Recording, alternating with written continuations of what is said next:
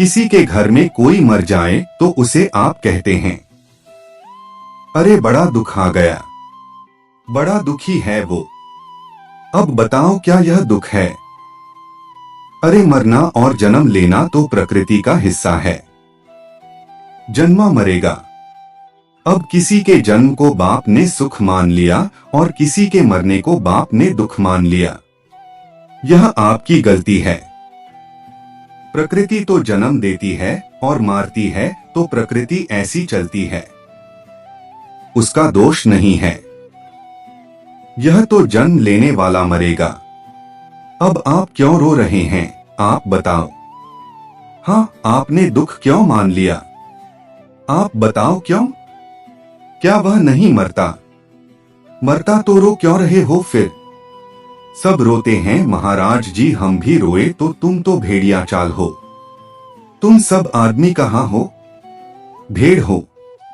भेड़ चाल ही तो नहीं चलना। सबको पता है, आया है सो जाएगा।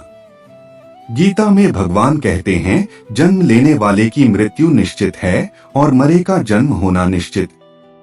इसमें रोना क्यों? ये जो रोना है, ये रोना कैसा है? जैसे छोटे छोटे बच्चों को आपने देखा होगा। छोटे बच्चे माना कि खिलौने से खेल रहे और उनके हाथ से खिलौना गिर गया तो रोने लग जाते हैं, जबकि उन पर कोई मुसीबत नहीं आई, कोई दुख नहीं है, कोई संकट नहीं आया। बस वस्तु गिर गई, लगे रहने मां आई, फिर उसने वस्तु पकड़ा दी, खिलौना फिर खेलने लग गया। मतलब ना कोई दुख था, जबरदस्ती रोए जा रहा है। ऐसे ही आप लोग हैं। कोई रोना नहीं है किसी का। प्रकृति के बदलाव को ही आप दुख कहते हैं। जन्म ले लिया बच्चे ने तो सुख दुख मर गया, कोई तो दुख। यह कौन? यह दो छोड़ी है। यह तो साइकिल है, प्रकृति की चलेगी। फसल बोई गई है तो कटेगी, फसल बोई गई है तो कटेगी ना। जन्म है तो मरेगा, तो मैं रोते क्यों हूं? यह बताओ। और क्या कहते हैं? दुख का घर काहे का दुख भया। यह कैसा दुख है? तुम्हें पता नहीं था कि मर जाएगा एक दिन, या मर जाएगी एक दिन। सबको सब कुछ पता है, फिर भी आपको रोना है, तो विधाता क्या करें? तुम सत्यता को स्वीकार क्यों नहीं करते? क्यों झूठ में जीते हो? क्यों झूठ में जीते हैं और झूठ में हंसते और रोते हो? संसार में न सुख है न दुख है। संसार में तो केवल आनंद। बढ़िया हवा चल रही है, मस्त आनंद लो। हवा का बढ़िया समुद्र है, देखो आनंद लो। भगवान का चिंतन करो, आनंद लो। या सुख दुख के लफड़े में पड़ना क्यों? क्या पढ़ना है? बच्चा हुआ है ना, अच्छे से रहो, अच्छे संस्कार दो। उससे ज्यादा मोहब्बत न करना, क्योंकि मोहब्बत होगी जिनसे उनके लिए रोना पड़ेगा, प्यार होगा जिनसे उनके लिए रोना पड़ेगा। इसीलिए हम कह चुके हैं, आपसे प्यार जगत से मत करो, जगन्नाथ से करो जो छोड़कर चले जाएं। उनसे प्यार क्यों करना? यह सदा के साथ है। तू अकेला नहीं प्यारे राम, तेरे साथ हूं तो भगवान से मोहब्बत क्यों नहीं करते? मीराबाई ने तो प्यार भगवान से किया, तो रोई तो भगवान के लिए रोई, तो उसका रोना भी सार्थक हो गया। आपका तो रोना भी बेकार है, क्योंकि आप इंसानों के लिए क्या रोना, जब हमें पता ही है कि आप सब नश्वर हैं, हम भी नश्वर हैं। एक दिन आप नहीं रहेंगे, एक दिन हम नहीं रहेंगे।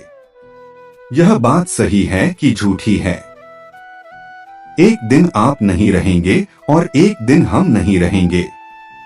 यह बात सच है कि झूठी है, सच्ची है? तो इस सत्यता को स्वीकार करने में दिक्कत क्या है? और जब स्वीकार कर लिया तो फिर रोए क्यों? फिर रोए तो इसका जिम्मेदार कौन? बताओ तुम्हारी मूर्खता जिम्मेदार है, तुम्हारा अज्ञान जिम्मेदार है और कोई जिम्मेदार? यह संसार के लोग रोते केवल इसलिए हैं, अज्ञानी हैं। लोग रोते हैं, महाराज जी हमारा काम नहीं चल रहा है। अब रोने लगे या कोई रोना? ये कोई रोना काम नहीं। अरे काम नहीं चल रहा है तो काम करो, बेहतर बना उसे मेहनत करो। रोना क्या है? समझदार व्यक्ति को कभी कहीं रहने की जरूरत नहीं है और मूर्ख हर जगह रोता है। समझदार को रोने की जरूरत है।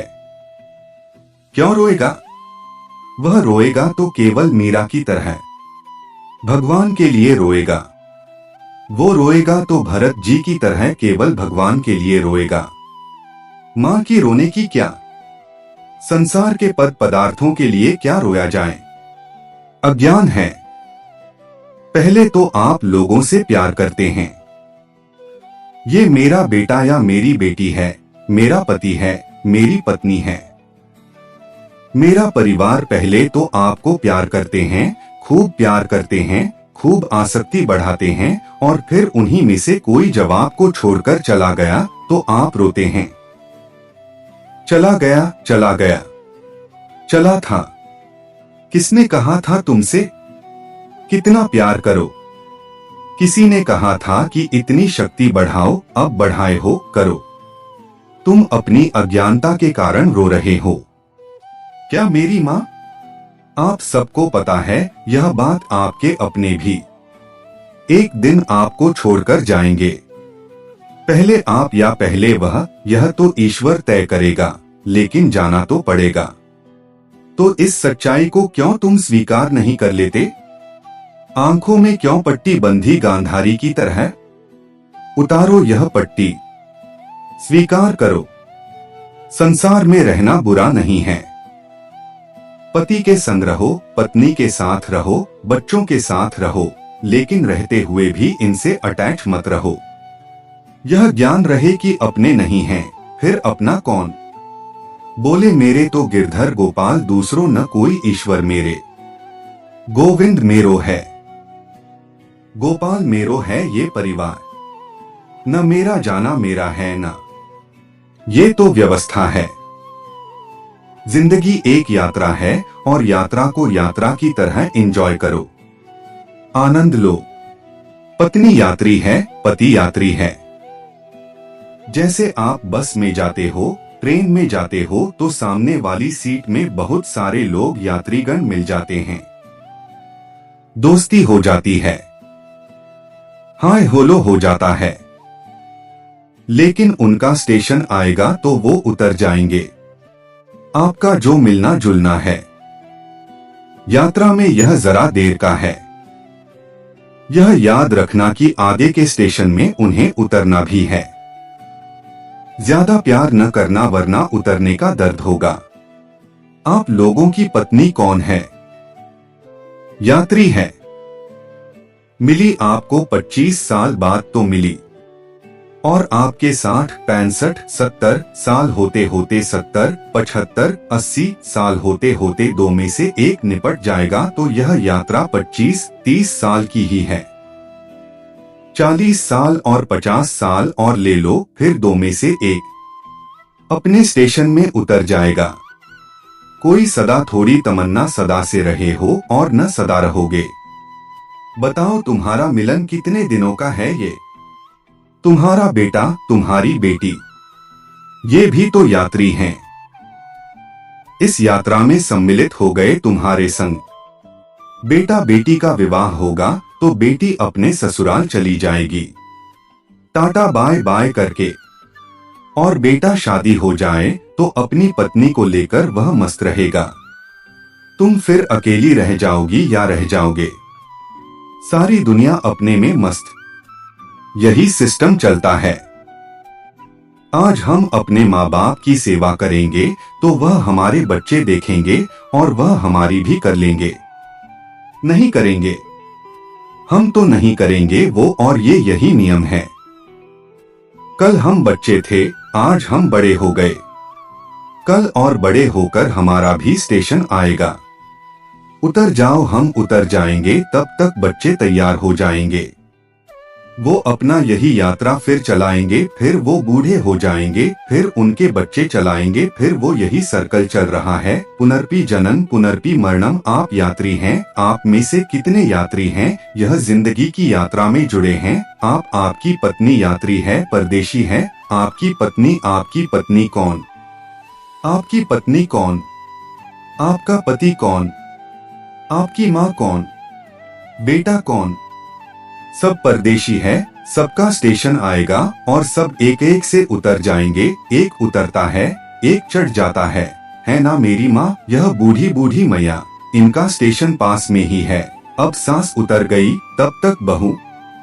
बेटा हो गया, बेटा चढ़ गया। सासू माँ उतर गई, एक गया, एक आया। यही यात्रा है, यह जिंदगी यात्रा। इसलिए यात्रा की तरह रहो। आप परदेशी हैं, तुम तो ठहरे परदेशी। साथ क्या निभाओगे? और सुबह पहली गाड़ी से आग में जल जाओगे, हाँ या ना? इसलिए तो रफी जी कह गए, परदेशियों से ना अखियां मिलाना, परदेशियों से ना अखियां मिलाना। परदेशियों को है एक दिन जाना, परदेशियों से ना अखियां मिलाना।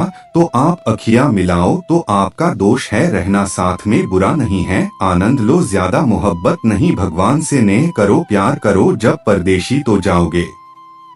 हम तो चले परदेश, हम परदेशी हो गए। छूटा अपना देश, हम परदेशी हो गए। ये गलियां, पथ पनघट, पंछी बरसों पुराना कल तक थे सब अपने, अब लगता है बेगाना। बदला जग ने भेस, बदला जग ने भेस, हम परदेशी हो गए। अपना देश हम परदेशी हो, यहाँ के नहीं है हम लोग, हम वहाँ के हैं। यहाँ तो मेहमानी करने आए। आप कहाँ की हो मैया? यहाँ की वहाँ की? कहाँ के हो आप लोग? यहाँ के। यहाँ तो मेहमानी में आए हो। 25, 50, 100 साल के लिए। हम लोग यहाँ के नहीं हैं, हम लोग वहाँ के। तो वहाँ के हैं हम, और वहाँ वालों से रिश्ता है, यहाँ वालों से कोई ज्यादा रिश्ता नहीं है हमारा। यह तो यात्री है, अब यात्रियों से कितना रिश्ता रखे बताओ।